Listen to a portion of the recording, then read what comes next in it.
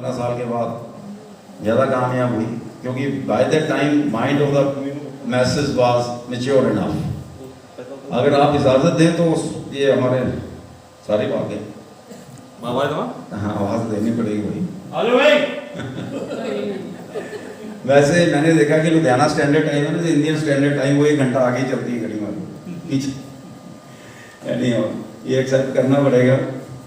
लेकिन मैंने बहुत भूखा है। I tell you one story कि मेरे को एक अपॉइंटमेंट मिली यूके में 3 साल के बाद। He was a big shot और मेरे को हमें ड्राइव करना था तकरीबन 4.5 घंटे। 4.5 घंटे ड्राइव करने के बाद मैं 20 मिनट लेट था और उस बंदे ने जाते सार मेरे को कहा तेरे पास 15 मिनट है, जो कहना कह ले, उसके बाद मैं जा रहा हूँ। तो 15 मिनट में मैंने 35 मिनट वाला उसको नहीं मतलब कीर्तन कर पाया उसके सामने कि मैं ये हूँ मैं वो हूँ।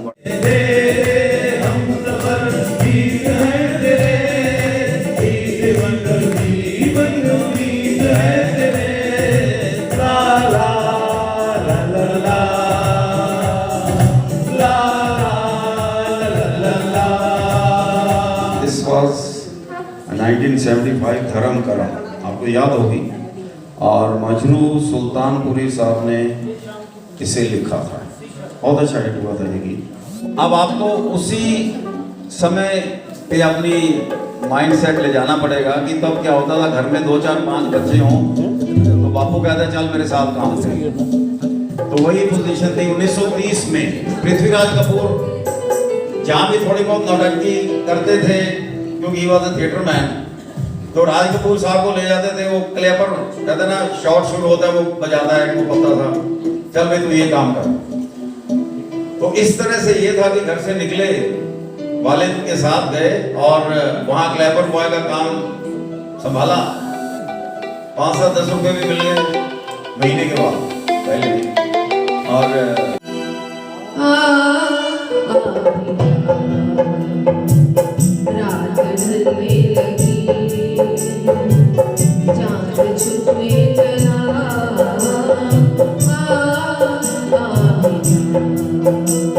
तालियां तो एक बजाइए अनिल जी के लिए, जिन्होंने हमें रोशन करने वाला क्षमता रोशन दी है।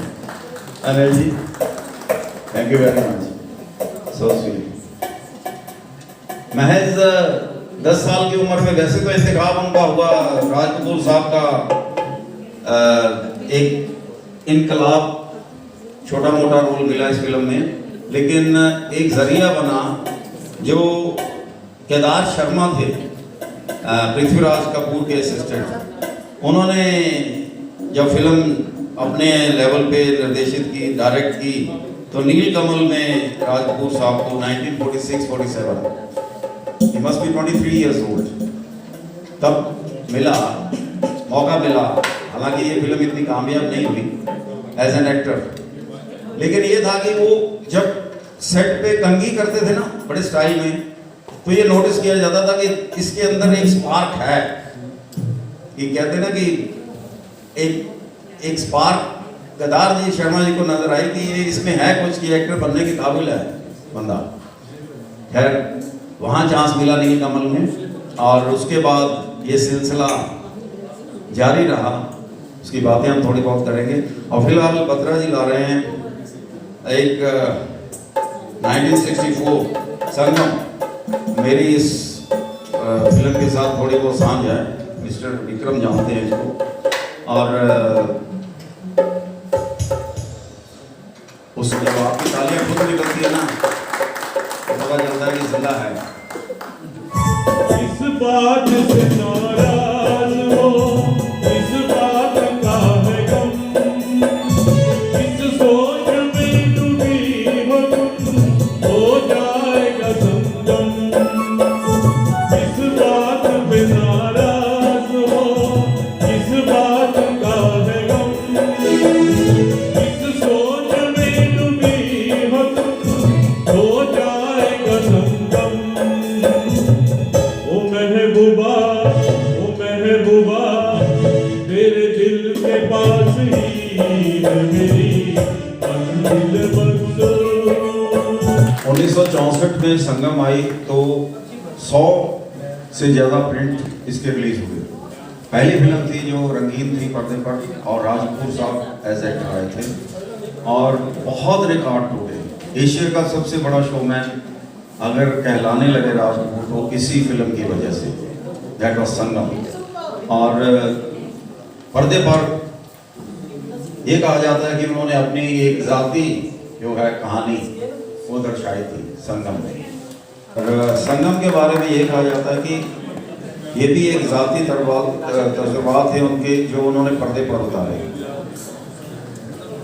काफ़ी कमेंटेटर्स ने यही लिखा है राज कपूर साहब के बारे में कि वो अपनी खुद की कहानियों में मसाला डाल के पर्दे पे उतार देते थे और बॉक्स ऑफिस हिट हो जाती थी। और इसके लिए हमें वो कहानियाँ, वो पर्दे पर उतरी फिल्मों के बारे में सोचना होगा कि कैसी direction milli.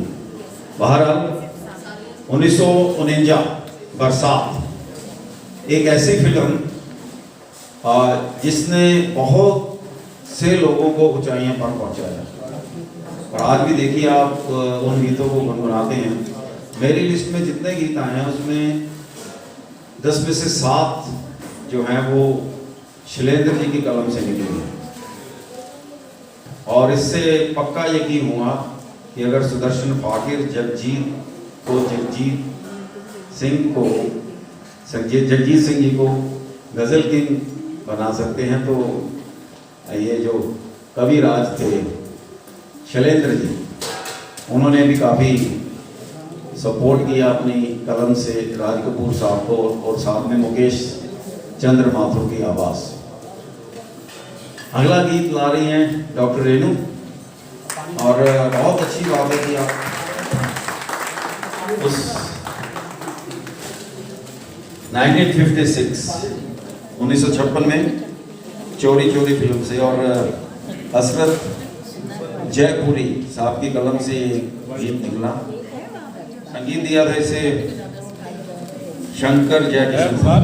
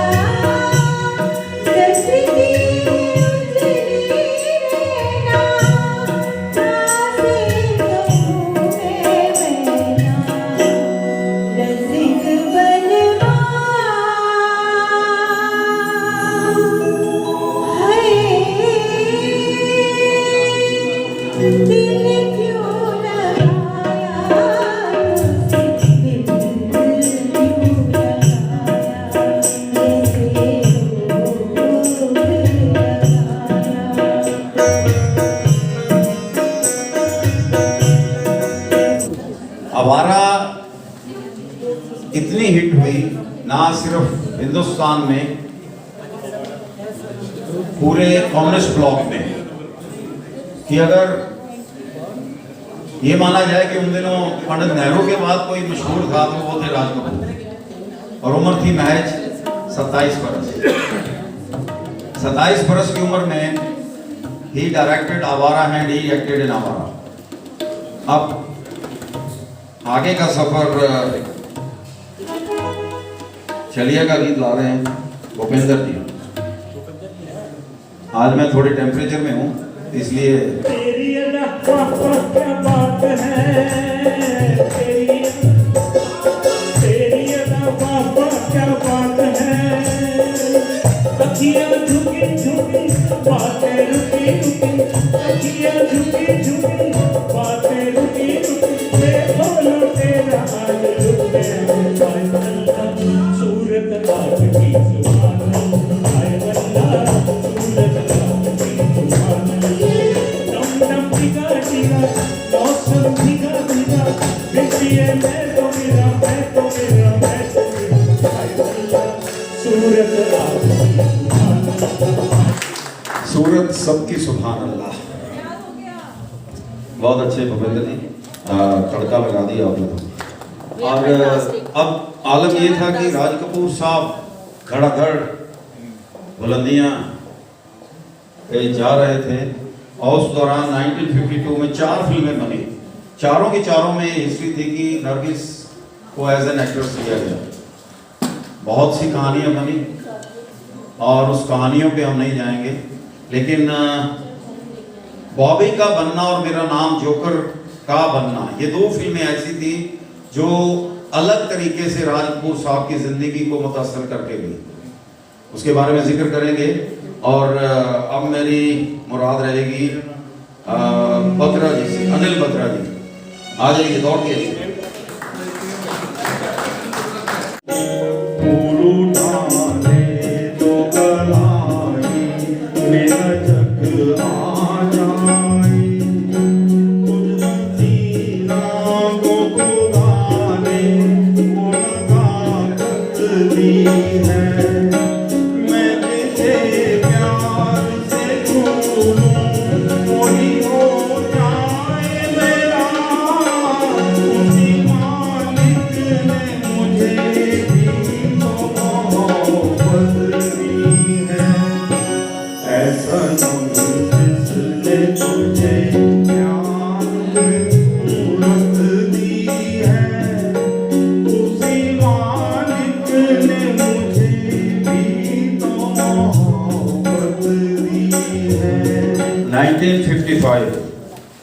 Shri 420 one of the hit movie.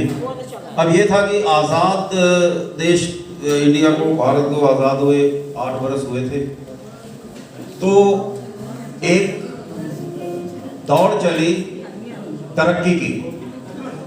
तरक्की कैसी, श्री 420 में देखिए तरक्की कैसी, नैतिकता के आधार पर उसको लताड़ते हुए हमारा मुल्क तरक्की करेगा।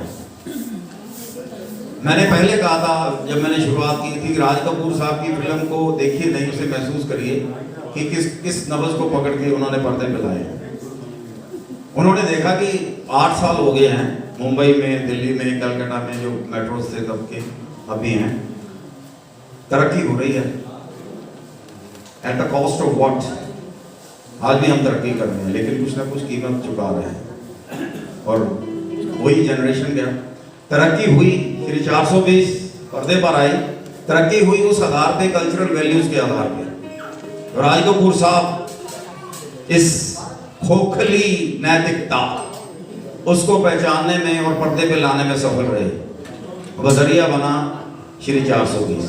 और अगला गीत आएगा आपकी तालियों के बीच, बबीता शर्मा जी लेकर आ रही हैं, और वही फिल्म जिसका मैं कई बार जिक्र किया, अनाड़े का, 1959 में। बहुत ही बेहतरीन गीत है, और ये भी शैलेंद्र जी की कलम से निकला, अनाड़े का ये गीत।